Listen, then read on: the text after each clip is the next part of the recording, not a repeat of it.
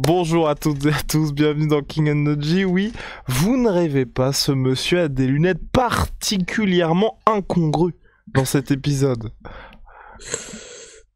Oh Alors, waouh. cher ami, comment vas-tu? Bah ça va très bien, ça va très bien. Où peut-on trouver ces lunettes, monsieur? Ouh. Ça, c'est édition très limitée. Vous pouvez trouver ça sur le 72 rue de Lévis. C'est optical.com, 72 rue de Lévis. Et ben voilà. N'hésitez pas. Le soleil est de sortie. Vous pouvez avoir cette petite grille-là qui vous protège du soleil. Aïe aïe aïe. Ensuite, boum, vous pouvez lire, Mon dieu. vous pouvez lire tranquillement et tout. S'il vous plaît, je préfère prévenir Twitter, soyez indulgents, s'il vous plaît. Alors, revenons à nos moutons, revenons à Ares 5. Fernand, qu'as-tu pensé de cet événement? On va commencer déjà. J'ai envie de commencer par l'ouverture de la main card avec Freddy Kemeo contre Xavier Le Souk. Peut-être l'UFC en tout cas, le compte de l'UFC Fight Pass a mis l'un des combats les plus fous qu'on ait jamais vu. Est-ce que tu partages cet avis-là? En tout cas, moi, je n'en pouvais plus. Je l'avais prédit. J'ai dit deux personnes, deux combattants qui savent boxer. Parce que, oubliez tout ce qu'on vous raconte, hein, ils savent boxer. Mais l'instinct animal du fait qu'ils soient dans une discipline nouvelle fait qu'on est en mode survie. Et ça envoie des parpaings à une dimension pas possible. Bouche d'égout, marmite, fer à repasser, il y a tout eu. Mais ouais, non, moi, j'ai beaucoup aimé. C'était pas, c'est pas pour rien que ça a été choisi comme étant le combat de la soirée, parce que ça n'a laissé personne indifférent. C'est un niveau d'action qui ne, voilà quoi, tout le monde était, moi j'étais bouleversé, complètement bouleversé. Et pourtant, je m'y attendais. Je savais qu'on pourrait avoir ce genre de match. Je m'y attendais, mais bravo à M. Xavier Le Sou qui nous sauve la Fight Card à quelques heures de l'événement et à qui je propose sur un coup de fil. Alors, t'es chaud, tu dis yes, allons-y. Je suis chaud, allons-y. Et puis, ça a été la course à en 48 heures à lui trouver son dossier médical, à gérer ses papiers, à gérer tout ce qu'il y avait pour qu'il puisse être à jour. Et puis, le combat était parti et voilà. Mais la Fight Card était mortelle, monstrueuse. J'ai aimé. J'ai aimé toute la Fight Card. Il y avait de l'esthétique, de la beauté dans le combat de Assia Myriam contre Marjorie. Il y avait de l'exécution très rapide, comme la soumission de Félix Klinghammer sur Wissem, qui n'a pas démérité. Il y avait de l'expéditif, comme le main event. Je ne sais pas quoi dire. Moi, j'ai envie de savoir comment tu l'as vécu. D'ailleurs, le main event. Ah, est-ce qu'on a des nouvelles, monsieur? Est-ce qu'on a des nouvelles? Ça ne va pas si vite qu'on veut bien sur la montre. Oh! Mais encore une fois de plus, comme je l'ai dit, je n'ai pas l'impression qu'on soit en situation de courir. Aujourd'hui, l'endroit où vont les matchmakers pour regarder les combats de manière primordiale, c'est la plateforme UFC Fight Pass. Même si on était diffusé sur deux canaux, donc l'équipe d'un côté et puis UFC Fight Pass de l'autre côté, j'ai juste fait le rappel à l'UFC, à Sean Shelby, qui s'occupe de Taylor. Je lui ai juste rappelé, bon voilà, je te donne une mise à jour de Taylor. Taylor, comme tu l'as connu, il est sorti de chez vous avec 3 victoires et 1 défaite. Il a été double champion au GMC, il a été champion au TKO. Il est maintenant couronné. Il était champion au TKO en battant Nathan Maness à l'époque 10-0. Aujourd'hui, Nathan Maness à 14-1. Sa seule défaite, c'est Taylor Lapillus et ce mec est sur 3 victoires consécutives à l'UFC. Il n'a jamais perdu à l'UFC. Et Taylor l'a battu par KO. Aujourd'hui, Taylor vient de battre un autre jeune invaincu, 11-0, Démarté Peña. Et donc, je fais une mise à jour. Je sais que vous avez été très déçus parce que vous le vouliez en décembre. Ça n'a pas pu se faire. Donc, je vous donne juste l'information. Il a son passeport, il a son visa, il est posé, il attend. Donc, je n'ai pas envie d'avoir ce conflit qui me met mal à l'aise en me disant que je bloque le passage du jeune homme pour arriver à l'endroit où tout le monde veut aller. Même si lui, il est assez posé, il est assez calme et il dit je suis pas pressé. Moi, j'ai fait mon rôle de mettre à jour et de faire un update de sa situation comme je fais systématiquement de tous les athlètes qui ont le potentiel de pouvoir entrer dans les grosses organisations. À la fin de leur combat, je fais des updates dessus. Donc, j'ai fait l'update et on verra bien ce que ça donne. Et On avait un très long week-end ouais. où on n'a pas encore eu toutes les réactions, mais on verra bien. Et pour poursuivre sur cette catégorie bantamweight, moi j'avais une petite question. Est-ce que une ceinture bantamweight chez les femmes est à l'ordre du jour? Parce qu'il y a quelqu'un qui, mine de rien, hors UFC, c'est peut-être la plus impressionnante et elle s'appelle Gisèle Moreira. Ou pas pour l'instant?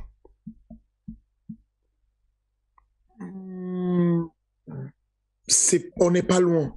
Probablement dans 2 combats. J'imagine qu'on n'est pas bien loin. Parce que mine de rien, la catégorie, on voudrait que ça bouge encore un peu. Il y a Ivana qui a battu Walisek. Enfin, je suis d'accord avec toi. Honnêtement, à la fin du combat, je pensais que Walisek avait gagné. Et malheureusement, non. Elle n'a pas gagné et c'est Ivana qui a gagné. Elle a aujourd'hui un palmarès qui est décent, qui est correct, de 4-0. Mais elle est à 57 kilos. Elle a fait un cash weight cette fois-ci pour pouvoir affronter Walisek. Est-ce qu'elle va vouloir monter? Est-ce qu'elle reste à 57? Je ne sais pas. Mais voilà quoi. Les titres se profilent chez les filles, mais dans probablement 2-3 combats, le temps que ça se confirme, que Gisèle fasse encore une victoire, que ça se confirme et ensuite on y sera. Voilà. Et dernier point, voilà ce qu'on compte faire. Et Monsieur Klinkhammer. Parce que bon, moi j'ai dit après sa victoire, il y a peut-être quelqu'un qui pourrait se faufiler dans la course au titre ou être remplaçant éventuel du combat Abdouragimov contre Kalamoussou prévu le 25 juin prochain. Ou est-ce que t'as pas pour l'instant de plan pour lui? Remplaçant, c'est pas faux. C'est une idée qui est, on le considère comme un potentiel remplaçant de ce combat-là. Mais encore une fois de plus, en toute sincérité, j'aime pas griller les athlètes et j'ai l'impression que Kalamoussou ou Abdouragimov, c'est une marche difficile à prendre pour. C'est une très grosse marche pour lui. Je pense qu'il est bon, il est vraiment bon, mais il y a un delta entre le niveau de boxe qu'a Abdou, le niveau de boxe qu'a Kalamoussou, le striking qu'on va trouver chez eux va mettre un grand creux. Et même le niveau d'agressivité au sol. Félix, clairement, il a un bon sol. C'est bien, il est correct. Mais le sol de Abdou et Kalamoussou, c'est un autre niveau. C'est compliqué. Donc, j'ai pas juste envie de le précipiter comme ça. Je pense qu'il devrait faire 1 ou 2 combats avant de pouvoir se retrouver dessus pour aller attaquer une ceinture. Alright. Bien, je pense qu'on a fait le tour sur cette carte qui a mis quand même un certain feu au Dôme de Paris. J'ai trouvé que l'ambiance c'était quelque chose, surtout pour le combat de Samir Faidin. C'est Alan qui m'a dit ça, j'ai trouvé ça très très beau que tous les jeunes soient venus parce que tu le dis donc, très régulièrement que Samir est un excellent coach chez les jeunes, il s'occupe du MMA Kids donc au MMA Factory. C'est lui qui encadre tous les jeunes et là ils étaient tous venus, enfin en tout cas énormément étaient venus pour encourager leur entraîneur. C'est vrai que ça a fait de très très belles images et en plus il est reparti avec la victoire. C'est ça. Moi j'ai été ému par ces jeunes-là, pour la plupart que je connais déjà, que j'ai vu très jeunes en mode baby MMA et qui sont passés en MMA Kids et puis MMA Ado et qui sont devenus aujourd'hui certains dans le groupe Elite Ambition 2035. Et tout ce beau monde-là avec les coachs, les collègues de Samir Faidine, dont je parle de Marianne, ils sont nombreux. J'ai certainement peur de Kenzo, voilà quoi. Il y en a de Enzo, il y en a quelques-uns que j'oublie certainement, mais en tout cas, tous ces jeunes étaient là pour donner la force à Samir et je suis content que Samir ait trouvé cet état de grâce, cet état de flow. Il y a des athlètes comme ça qui galèrent à trouver leur chemin, à trouver ce qui valent exactement. Ok. Pour devenir un champion, il faut trouver la clé qui te fait être constant. Tu deviens constant quand tu as trouvé ton style. Tu épouses ton style et tu ne bouges plus de ton style. Tu le réadaptes souvent, mais tu ne bouges pas de ton style. Et c'est ce que Samir a finalement compris. Il a compris que essayer de tout faire et d'être un bon grappleur, un bon lutteur, un bon striker, c'est très compliqué. Il a trouvé son style qui est le striking, avec l'utilisation de toutes les autres armes, mais en dissuasion, en feinte. Feinte de lutte, mais striking. Feinte de grappling, mais on revient au striking. Tout ce qu'on fait, on revient sur toucher, ne pas être touché, et ça marche très bien avec lui. Il a fait une masterclass dessus avec ses déplacements. Pour la première fois, il a utilisé son explosivité et sa vitesse dans le même sens. Parce que des fois, il utilise cette vitesse-là pour changement de niveau et amener au sol quand il ne faut pas amener au sol parce que l'autre en face est très rugueux. Là, aujourd'hui, il a utilisé une pure défense d'amener au sol. C'était excellent ce qu'il a mis en place comme jeu de bassin pelvien. C'était solide ce qu'il mettait comme sprawl. Derrière ça, aussitôt que le Brésilien ressortait, il lui rentrait dedans et le mettait en dette d'oxygène. Donc, je suis content pour lui. J'ai l'impression qu'il a trouvé la voie pour son style à lui. Et formidable, et puis en plus, il combat chez lui, ce qui fait plaisir. Fernand, on va passer maintenant un petit peu à l'UFC, avec une news qui nous vient des États-Unis toute fraîche. Stipe Miocic, John Jones ciblé pour le mois de juillet. Alors, comment on se sent par rapport à ça? Comment on se sent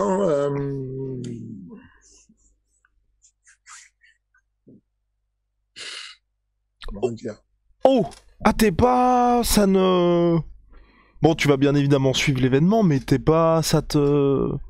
Ah si, c'est un très gros oui, combat. d'accord, ok. C'est juste que...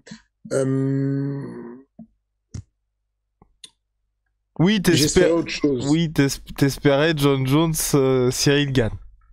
C'est ça, j'espérais autre chose. J'espérais autre chose dans le sens où... j'espère autre chose. Je suis encore curieux de savoir si ça se confirme, mais j'espère autre chose. Voilà, ça me paraît surprenant de ce que j'ai entendu. Ah ouais, ok, d'accord. Maintenant, si c'est le cas, c'est un très bon match. Il y a rien à dire. Stipe qui accueille John Jones, c'est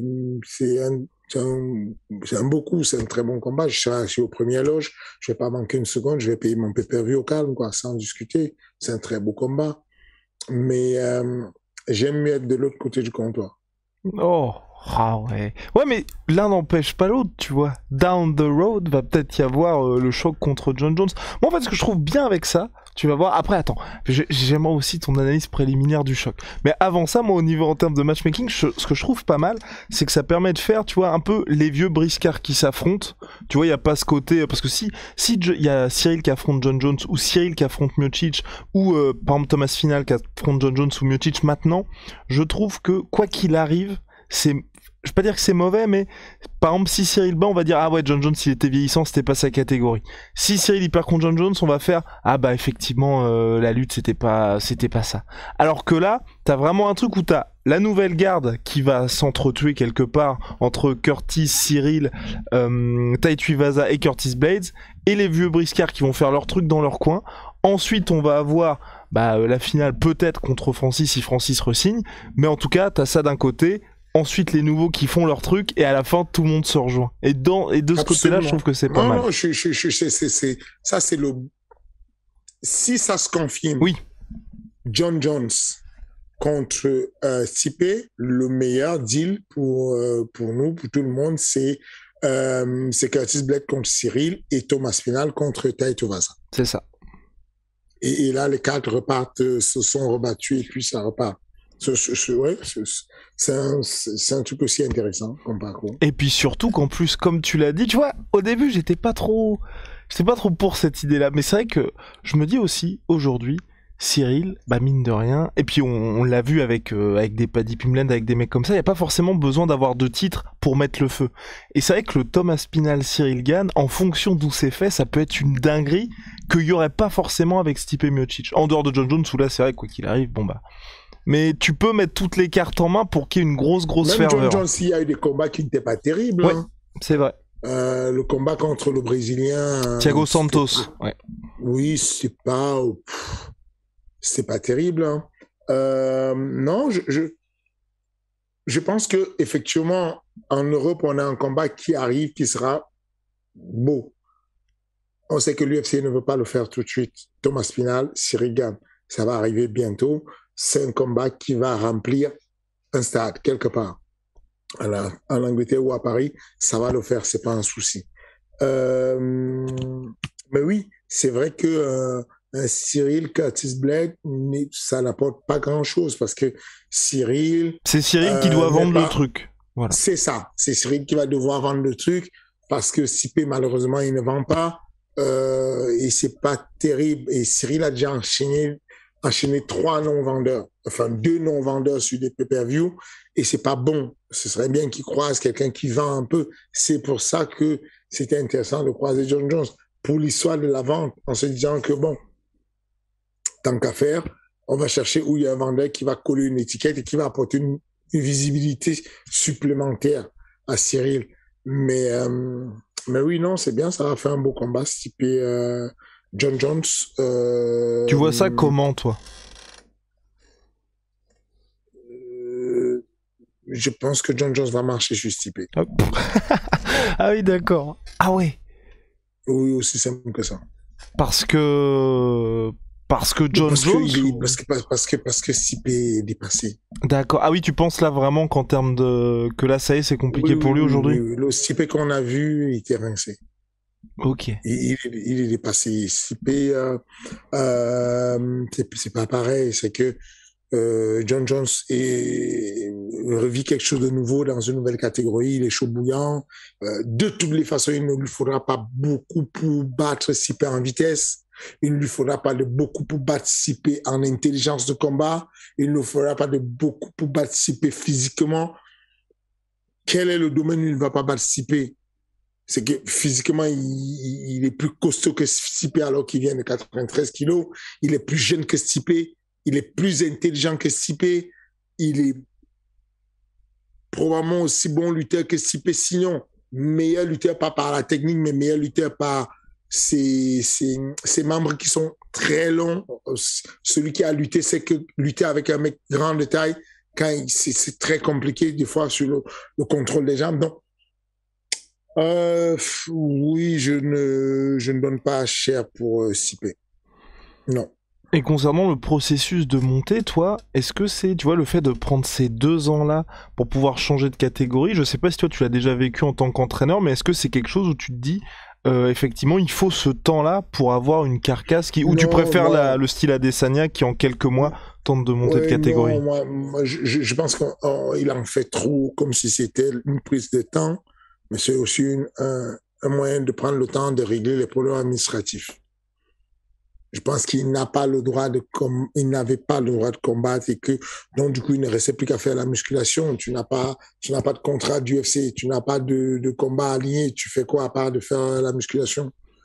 Donc tu peux raconter ce que tu vas en disant j'ai besoin de prendre 18 mois, 24 mois, mais non, c'est pas même en temps normal quand il marche dans la rue, il est plus lourd que Stipe.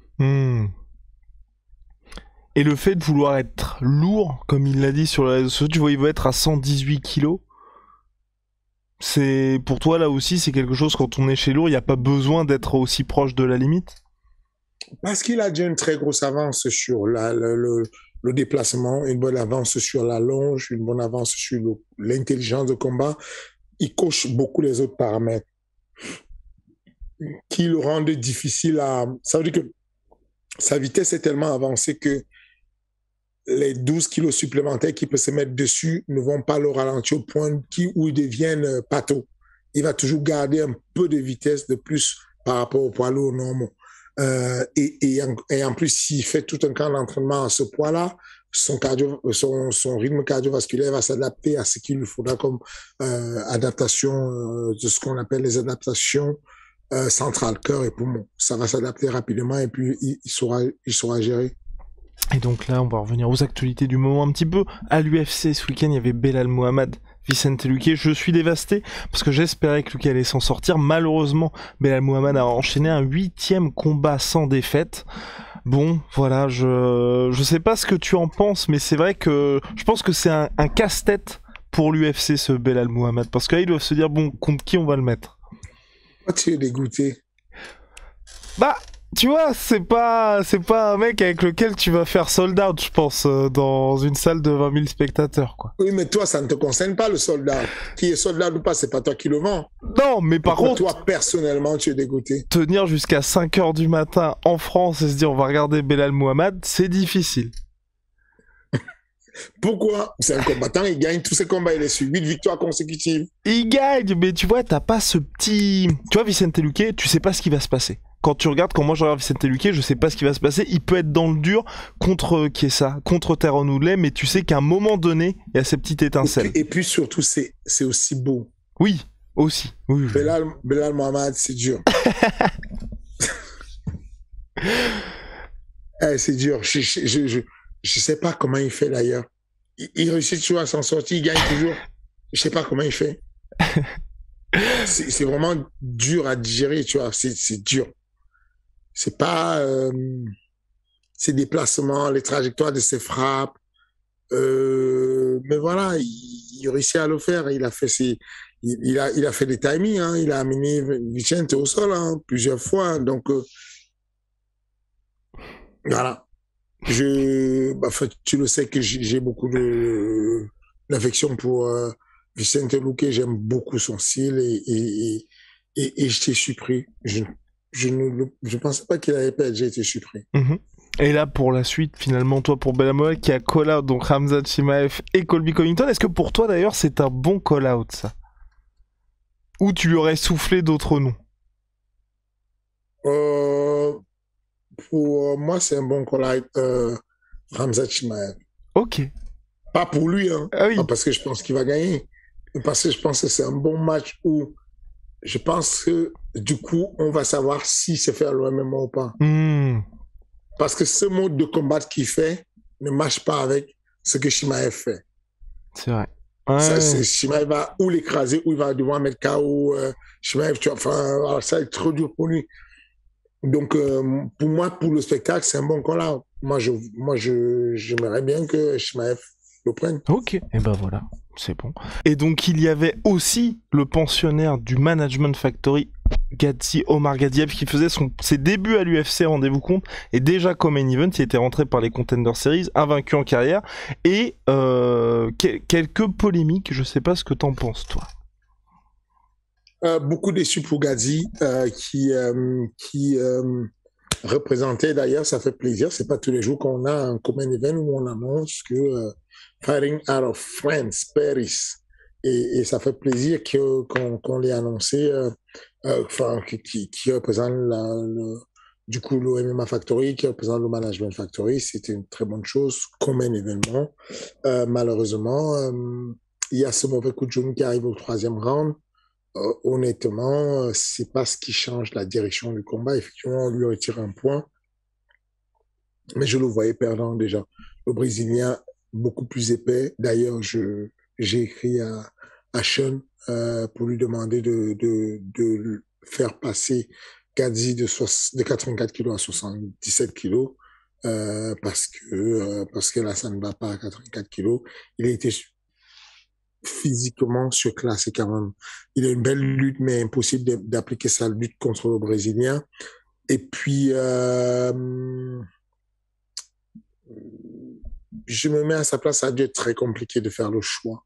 Est-ce que je continue le fight? Est-ce que je continue pas? C'est ce que les gens ne comprennent pas souvent, c'est que dans le jugement, j'aimerais toujours mettre des gens, au lieu de juger de manière froide, comme des spectateurs qui n'en ont rien à cirer de ce qui se passe dans la tête de l'autre.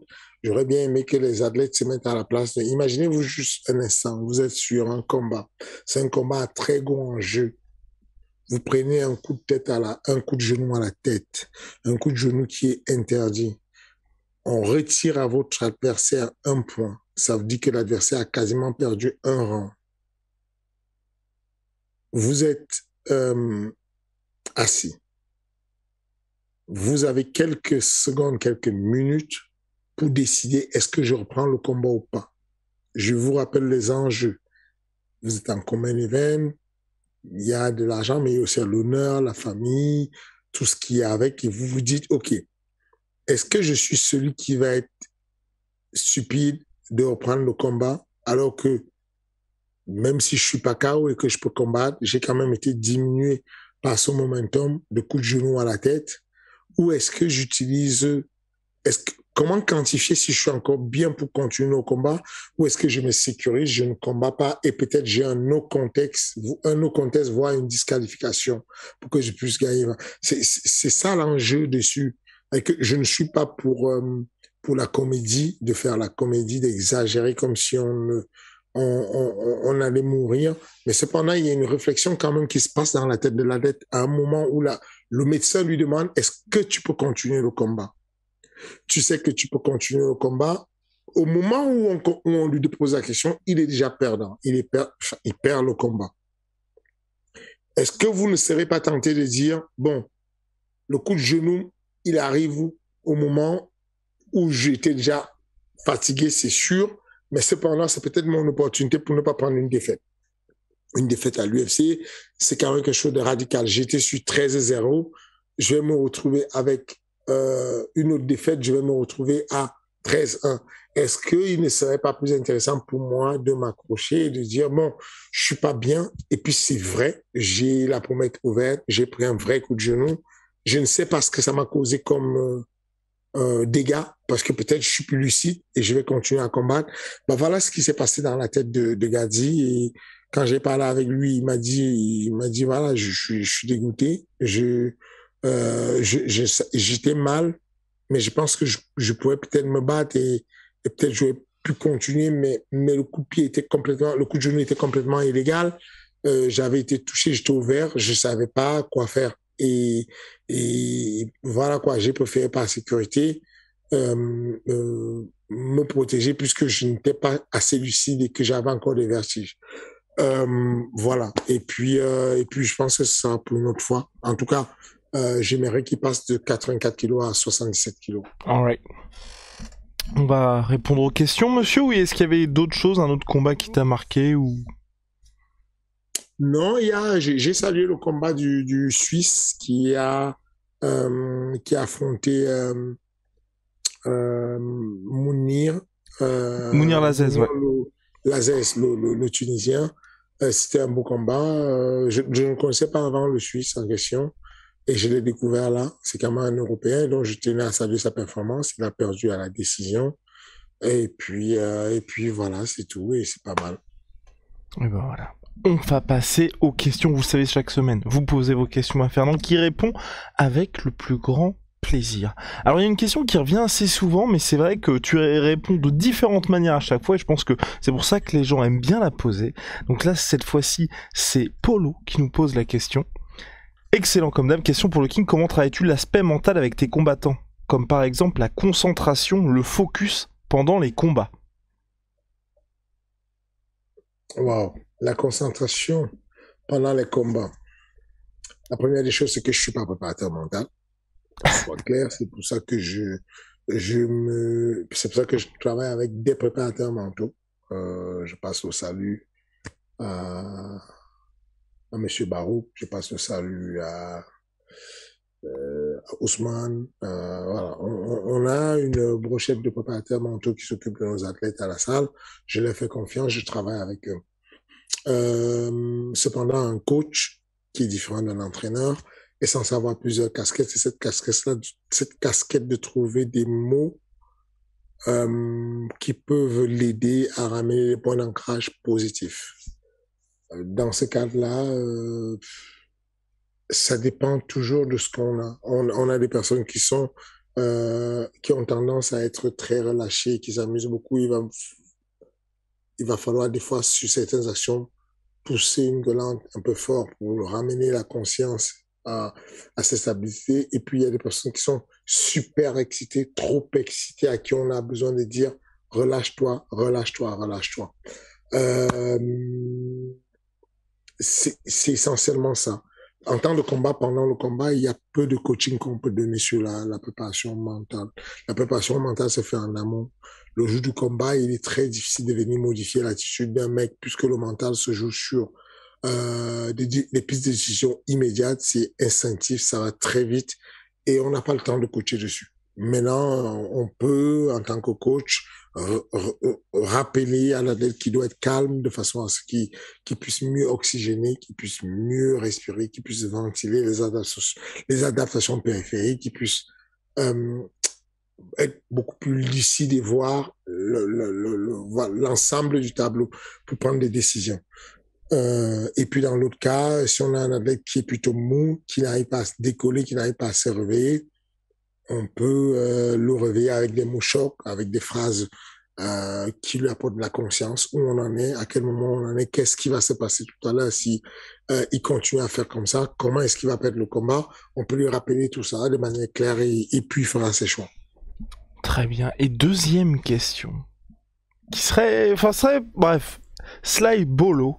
Bonjour le King, question, envisagez-vous avec Ares de faire des tournois? Et si oui, plutôt une saison ou une soirée? Oh non. Pas pour le moment. Pas pour le moment. Mais t'aimes bien le format? Ou c'est parce que t'aimes pas trop le format non plus? Si, j'aime bien. Et il y a des tournois qui sont intéressants. Il y a des tournois par équipe qui m'intéressent. À l'époque, il y avait une organisation aux États-Unis, j'oublie le nom, qui fait des tournois par équipe de 5 combattants. Et ensuite, c'était intéressant. J'aime bien. J'aime bien. Mais encore une fois de plus, on a besoin de stabiliser déjà la ligue. On a besoin que la machine soit lancée, que ce soit une constante. On a besoin d'avoir une identité, déjà. Une identité, ça se travaille. Quand on a une identité, on va repartir à faire des folies. Aujourd'hui, bouger comme ça dans tous les sens et vouloir tout faire, des tournois, des machins, je pense pas que ce soit le bon truc qu'on a à faire. Une marque, ça prend du temps à construire. Il faut qu'on ait une ligne directrice, qu'on sache où on va, qu'on puisse présenter aux gens quelque chose de constant avec de la qualité, qu'on soit bon dans ce qu'on fait. Quand on a stabilisé, qu'on a une identité, on peut s'amuser à faire des variantes. Et ben voilà, vous avez la réponse exhaustive. Et on attendra malheureusement pour les tournois. Bien, c'est tout pour cette semaine. Comme vous le savez, je pense, KingNG disponible sur toutes les plateformes audio. Vous tapez KingNG, on est sur Spotify, on est sur Deezer et j'en passe. D'ici quelques semaines, le retour d'Ares avec Ares 6, il y aura du prospect, il y aura un gros titre heavyweight avec le retour de Marcel Sichef.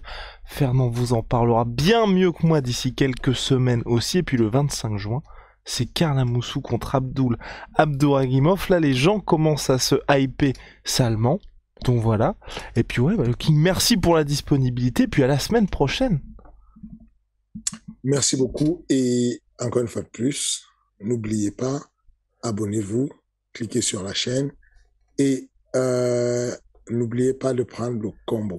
Ok, vous avez l'occasion, au lieu d'acheter le ticket de Ares 6 à part et le ticket d'Ares 6 à part, vous pouvez faire un combo qui vous revient moins cher parce que vous n'allez pas louper de toutes les façons, vous allez les acheter parce que c'est de la bombe. Donc, autant profiter du combo, le prendre tout de suite, vous mettre à l'abri parce que il y a sérieusement du lourd qui arrive sur les deux événements. Voilà. Merci de votre soutien, merci de la régularité. Je vous dis à bientôt.